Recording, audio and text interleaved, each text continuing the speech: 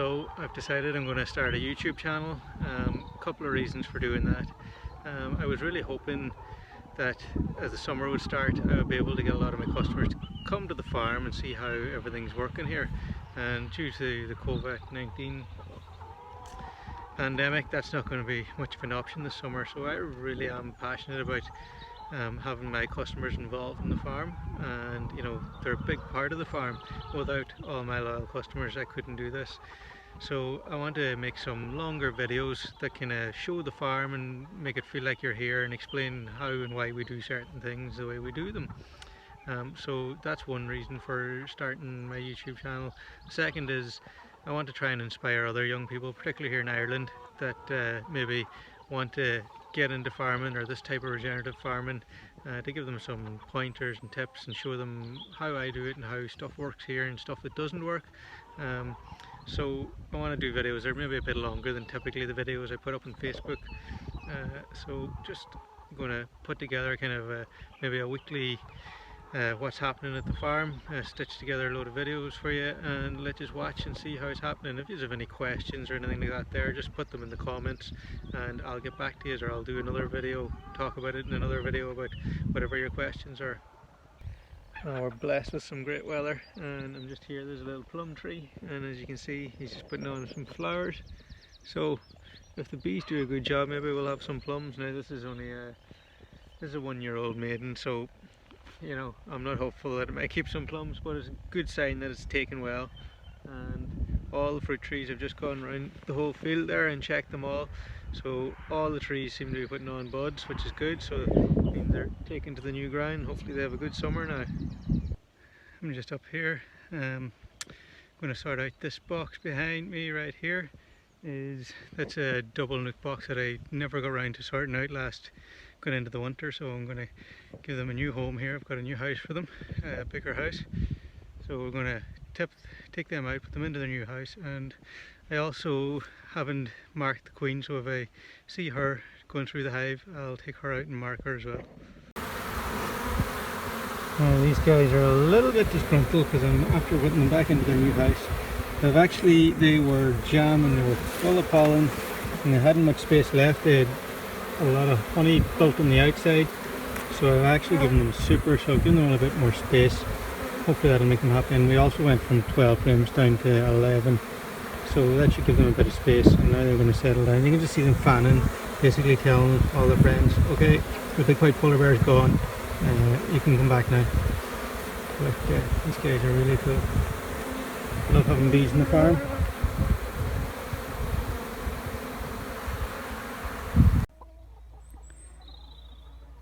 These guys are just enjoying a dust bath. So what the birds are doing is they're kicking some dust up on their feathers, and that there helps them take care of mites, knocks off mites or any lice that's annoying them. So that's why our birds that are out in pasture, they have access to this, so we do very little to try and prevent mites. We just put diatomaceous earth in the nest boxes, which we'll see now in a minute. But having access to the outside is one of the benefits for these cows, and they love to get their dust bath. I've just put some diatomaceous earth in the nest box, and what diatomaceous earth is, this is diatomaceous earth, and it's actually just a ground up rock. And if we were to look at it through a microscope on the macro level, it's actually tiny razor blades. So it doesn't do anything to me because my skin's tough, but if I was a tiny like a microscopic flea or an insect, it would cut through the exoskeleton of them and kill them effectively. So that keeps our nest boxes free of mites or anything like that there. And we also use these AstroTurf nest mats, which keep the birds up from the bottom as well, which is a great job, and it keeps our nest nice and clean and it's nice and comfortable for them to lay on. So all these little hygienic tricks keep happy, healthy hens, and these guys are just in checking out what's going on. But we're getting ready for them to lay, so we're getting the nest boxes just prepped here. We're expecting our first eggs any day now. I'm just down in my this is my garden at my home farm in Ardra, and these are some no dig beds I put in a few years back, and we just planted them out with spuds, all the spuds. Just see, there's some guys coming there. If we look here, some of them just creeping up. So they're doing okay. There's another guy there. But yeah, put in, there's 3.5 beds of spuds there. This cover was, I was meant to put in 2 more beds here, but it's kind of moved down my priority list. So I was just trying to block out the grass so I could just pile on some compost, but I'll get around to that, but it'll probably be midsummer before I get to it. This is just kind of a herb patch that was left over the winter, but I'm going to dig these out and use them.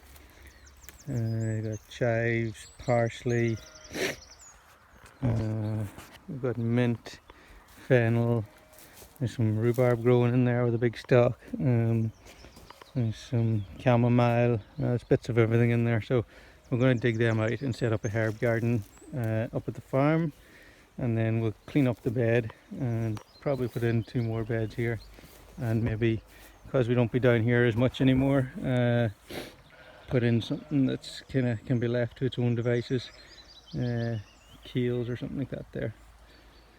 Bees are over there, they're doing really well, they're starting to build up for the winter time. The chicks are a week old today and they've grown so much, you know, they're probably twice the size. I haven't weighed these in batch, but they're probably twice as big as they were last week, which is phenomenal.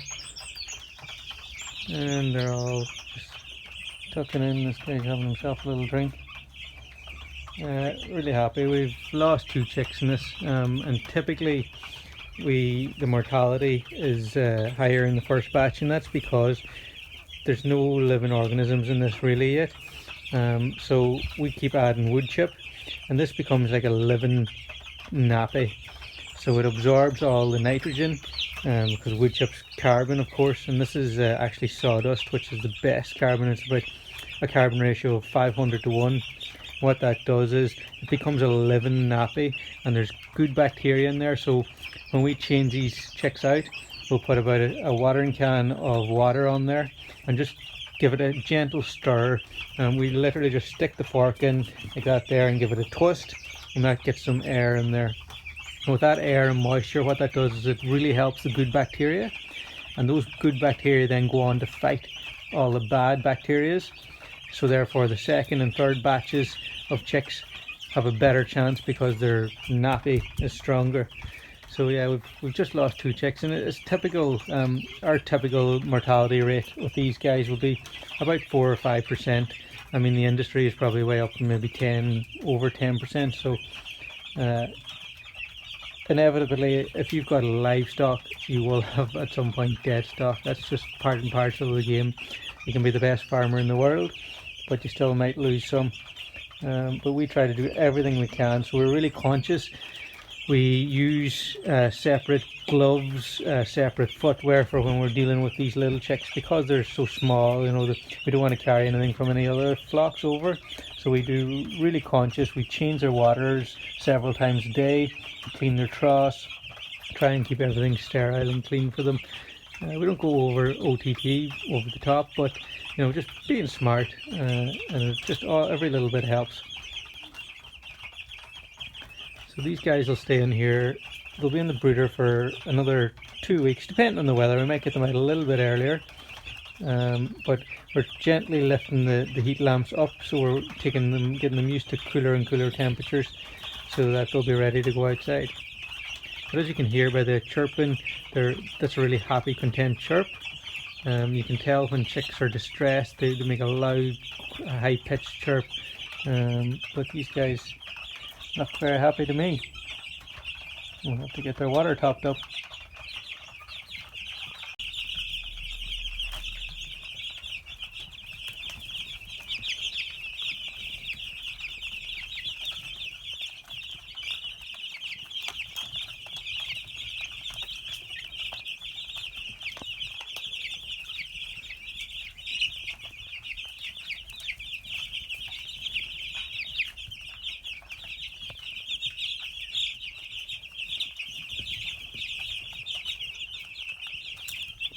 Got our pad leveled out. It's all perfectly level, and we've just scraped off any of the excess, and we've pulled it across here. This is going to be garden beds. We're going to put in veg beds in here. hopefully in the next couple of weeks. So it's good to get that bit of extra material on there. And we've just put 2 trenches down each side of the tunnel, and we'll just put in like a French stitch style just to take any water. And we get a lot of water here in the winter time, so any water that comes off the tunnel we'll just channel it away, and it'll stop the water getting back in and underneath the tunnel. That steel up didn't take too long. I got help from Tommy and Ollie to put them up and tied it together. So now I just got to come along and put all the wood around the base and tie on the base rail. Sun's just gone down over my shoulder and got a good day at the Polytunnel today.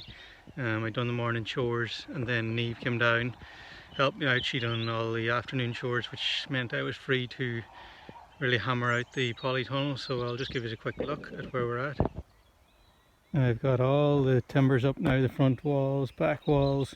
I've just got to, so I bought this tunnel second hand. I got a great deal on it. It was like 1,200 euros, and they hadn't any anchor points in the centre, so I've just dug out and I'm going to concrete these in. I just need to, it's the last job I need to do this evening is concrete these in.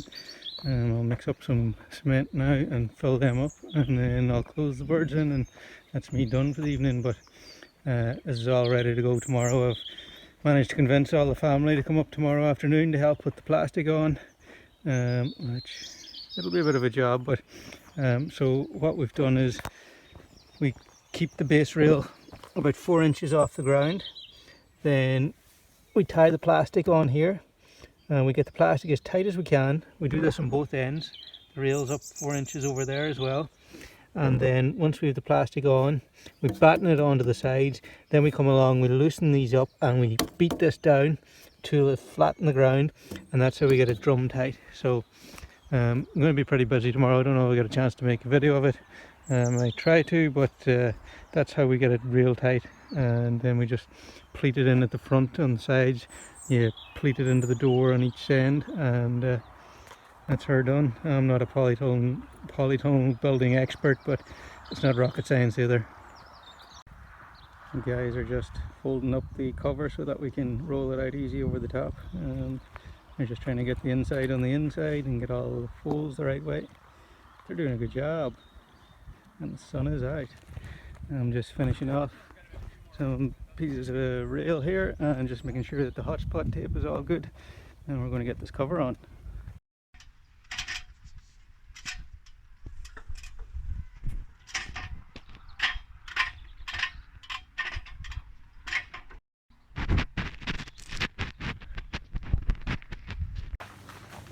We've just got the skin on. The guys are just tacking it down on the outside, and then we're going to, so we're just tacking it down along this side, and then we're going to go over here and pull it tight on this side.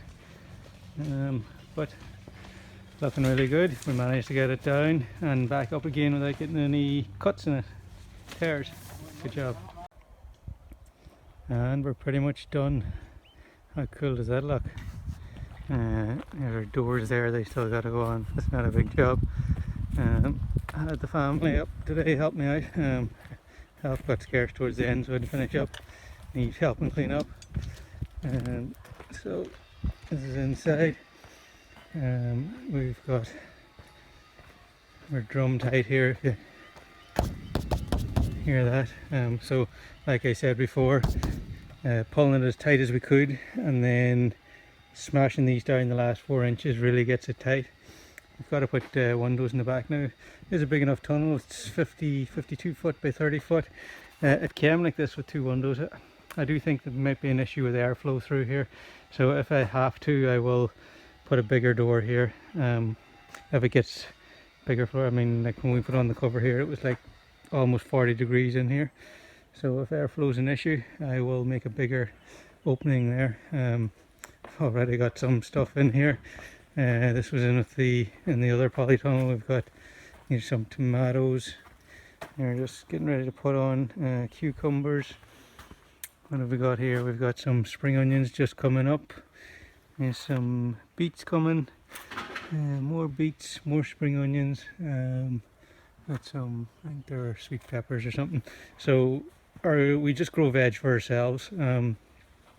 We don't sell any veg at the minute. We just don't have enough time, so we grow enough veg for ourselves. But hopefully with this polytunnel now, Like, I've always wanted to grow veg. I remember when I was a kid, when I was like 10 years old, I was mad to grow veg. My parents were like, you know, this kid's crazy. It was the end of the 90s and everything was convenience. Nobody grew their own stuff. So I always wanted to grow stuff, and finally I have a big tunnel I can do that in. So if we have any extra, so like I'm hoping to have maybe some extra tomatoes and cucumbers when the season gets going in the midsummer. If I have any extra, I'll sell it to you guys. I'll put it up and make it available for sale.